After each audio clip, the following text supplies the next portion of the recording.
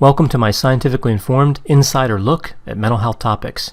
If you find this video to be interesting or helpful, please like it and subscribe to my channel. Hello, this is Dr. Grande. Today's question is, why is it that when you discover someone that you're in a relationship with is a narcissist, their manipulation tactics are still usually quite effective? So what this question is really getting at is this idea that discovering that somebody's a narcissist doesn't actually stop the abuse. One would think that realizing that somebody you're in a relationship with is a narcissist would be a massive advantage. Now you would know all their tricks, predict their bad behaviors, be emotionally ready to deal with their tactics, and most importantly, be able to set healthy boundaries. And in reality, this is a significant advantage. In many ways, it's actually quite necessary to start a recovery from narcissistic abuse. This realization is necessary. The advantage of this understanding is that you would adapt and cope better. However, just because you understand them doesn't mean that the narcissist behavior is going to change. Their emotional abuse and manipulation continues, and it still hurts. And really, we see both components here, and it's important to separate them out. Their actual behavior, their actual attempts to manipulate and to be emotionally abusive, and then the response, right, the pain that's in response to that. Both of those are maintained even if you know that somebody is narcissistic. So why does this happen? Well, here's one of the key reasons. I call it the narcissistic war of attrition. And what this means is that the narcissist is more resilient in a relationship full of strife, distress, and anxiety. They are willing to continue to fight, like to continue an argument for hours, days, weeks, or sometimes even more until somebody's worn down. There are three main reasons that the narcissist can often win the war of attrition. So I'll list these now and then go through each one in detail. The first one is low neuroticism, right? So on the 5-factor model, we see that one of the big 5 traits of personality is neuroticism, and low neuroticism enables somebody to continue this war of attrition. The second reason is a narcissist can gain pleasure from hurting other people. And sometimes pleasure makes it easier to endure pain. So they can really be resilient in a sense. And the third reason is sometimes they need to do it. And I'll explain this in light of how narcissism really functions, how it protects self-esteem. So now to break all of these down, I'll start with low neuroticism. Now, low neuroticism is a characteristic of grandiose narcissism. So with narcissism, we see both grandiose and vulnerable types. Now, grandiose narcissism is the type of narcissism where somebody is socially bold, extroverted, and resistant to criticism. Again, this type is characterized by low neuroticism, which means their emotions are extremely stable, more stable than would normally be considered as healthy or useful.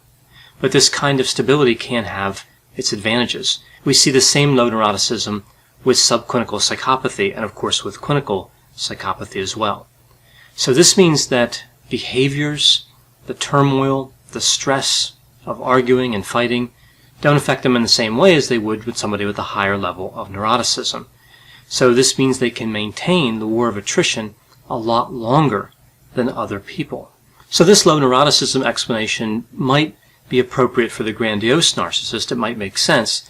But what about the vulnerable narcissist? They can be just as abusive. Well, vulnerable narcissism is characterized by being hypersensitive to criticism, feeling resentful, and having a high level of neuroticism. So again, that low level of neuroticism is really associated with grandiose narcissism, but it's not with vulnerable. So this brings me to the second reason that somebody could win the war of attrition, that a narcissist could win the war of attrition, and that is sadistic pleasure.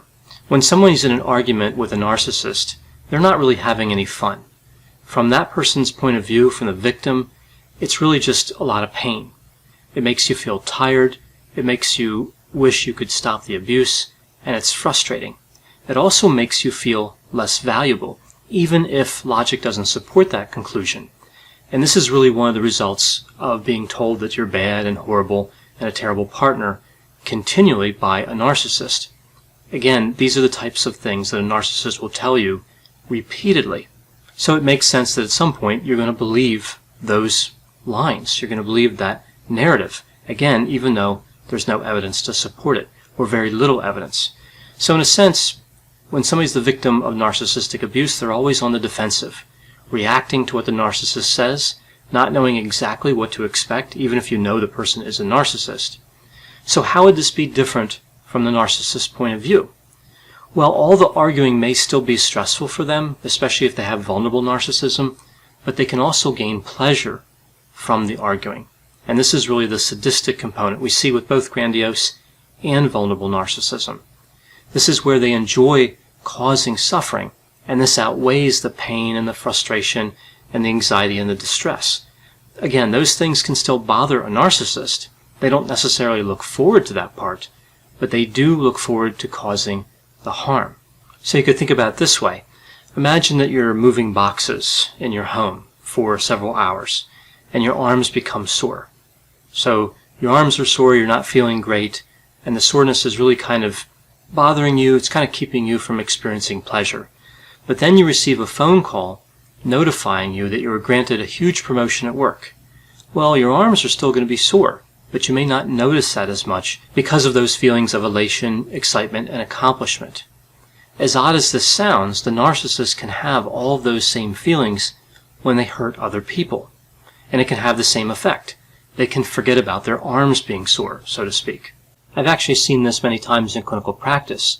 In a group setting or when working with a couple, you see this sense of relief or satisfaction when the narcissist says something hurtful, or they recount how they said something hurtful in the past. The remark was not made because it was logical or appropriate, but for pleasure.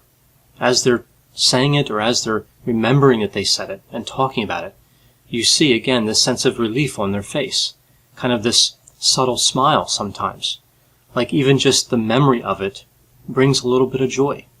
And clearly, many times at least when somebody's in counseling, they have some sort of pain. They have something going on in their life that they're not happy with. But this sadistic component sometimes can compensate for that. So this brings me to the third reason that a narcissist can win the war of attrition. And this reason is because they need to win. They are simply driven to do it because they're trying to protect a fragile sense of self. That's what narcissism does. So for them, it's something they have to do. It doesn't necessarily feel good for them, although it could, as I mentioned with the sadistic component, but it doesn't necessarily have to, but rather it can be something they do to prevent a greater pain. So they endure some suffering to avoid suffering even more. So in essence, they need to fight. They need to put people down. They need to be controlling, or else they have to suffer the consequences of realizing they're not really special, that they're not better than anyone else, that they don't deserve to be treated like they're superior. And for the narcissist, this is simply unacceptable. That's just bringing on too much pain.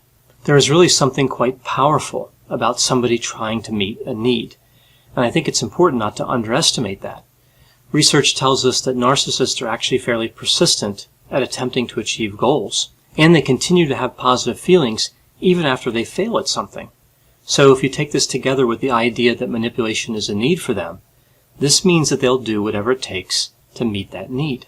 So if you're in a competition, and sometimes a relationship with a narcissist really feels like a competition, and you want to win, and your competitor needs to win, you're going to be in an uphill battle.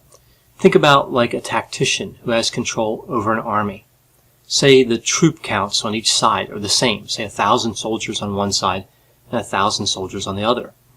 The narcissist is simply willing to sacrifice more troops to win a battle than a non-narcissist would be. So they might be willing to send all 1,000 troops to a battle that you're only willing to commit 250 troops to. So just because you might know they're going to do this doesn't really change anything. You know they're going to send this overwhelming force, and you know that you could send a larger force to meet that. But you want that, and they need it. They need that battle to be a victory for them. So when it comes down to motivation and needs being met, the narcissist can simply have the advantage. Something else to consider here, if you're in a relationship with somebody who needs to be abusive, who needs to be manipulative, and you're meeting that need by enduring the narcissistic behavior, is that moving toward progress in the relationship or moving more towards suffering? What about your needs in the relationship? They're not easy questions to answer because relationships are actually quite complex. One of the major reasons for relationship dissatisfaction is an inability to satisfy each other's needs in the context of the relationship. So we hear this advice like, just meet each other's needs, everything will work out. Or the other extreme, which is, if every need you have isn't being met perfectly, then leave the relationship. Well, these bits of advice are really just far too simplistic. However, one would want to consider that some needs shouldn't be satisfied. Just because somebody has a need doesn't automatically mean that someone in a relationship with them has to satisfy it. A need to hurt other people is not really a legitimate need. It's not pro-social. And it has no place in a positive relationship. So my thoughts would be to seek counseling as soon as you see signs of narcissism, especially if the pattern appears like it's going to be maintained over a long period of time, or if it leads to distress. And seeking counseling is not just to fix the relationship. That may or may not be possible, although usually I'm optimistic in terms of healing a relationship that involves narcissism. But the main reason I think to seek counseling would be to try to heal the wounds of that narcissistic abuse, because that's going to be important to healing the relationship if that is one of the goals, if healing the relationship is actually one of the goals. But either way, you want to heal those wounds. And the narcissistic abuse can really hurt somebody deeply. It really can't be underestimated in terms of its deleterious effects. Now, I know whenever I talk about narcissism in relationships, there are going to be a variety of opinions, people who agree and disagree with me, and who have other thoughts. Please put those opinions in the comment section. They always generate a really interesting dialogue. As always, I hope you found this description of the narcissistic war of attrition to be interesting. Thanks for watching.